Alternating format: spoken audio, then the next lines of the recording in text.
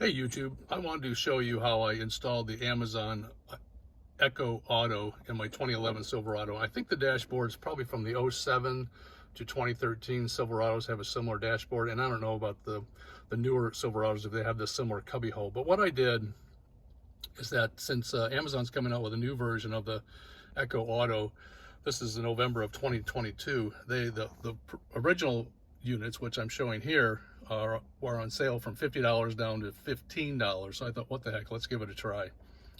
So what I did is, the first thing I did was, it comes with a bracket.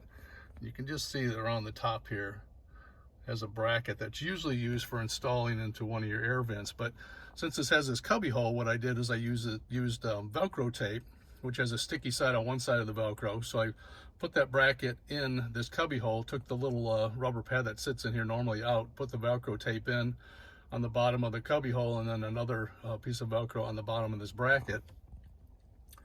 And then the way this Echo device connects to that bracket is there's a magnetic connection on the bracket and on the back of this this little main unit here.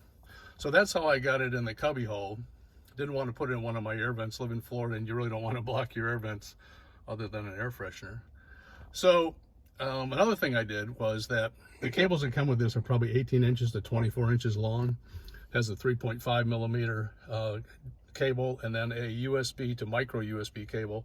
So I bought these on Amazon, about $5 or $6 a piece. Got a 6-inch 3.5 millimeter cable, and then the USB to micro USB I bought was about 4 inches long. So it really cleaned up all the cable headache that you have.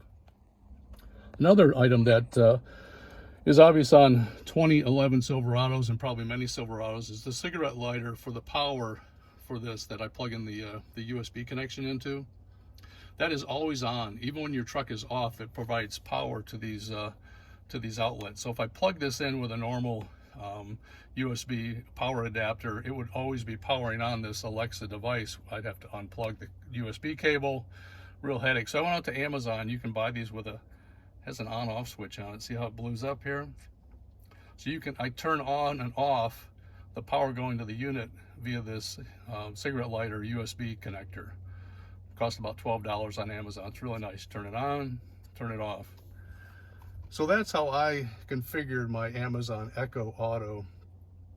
Buy the shorter cables, 3.5 millimeter, and the USB to micro USB. Buy the cigarette lighter adapter, power adapter that has an on-off switch, so you can turn it on and off via the adapter. And then also buy some Velcro tape that has a sticky side on one side, and mount your bracket in this cubby hole instead of using one of your air vents. And it works fantastic. One thing you have to do when you use Amazon Echo is you have to have the Alexa app open on your phone when you get in to connect to the Alexa Auto, to the Echo Auto. So that's how I've configured it. It works great. Cables are out of the way. It's powered up when I want via the power button on this little device here. And for $15, I guess with the additional cables, I've probably got in the power adapter, I maybe have $40 in the whole thing, counting the Echo Auto. Works fantastic. Hope it works for you guys. Gives you an idea on how you can connect this and make a little cleaner installation. Take care. Bye.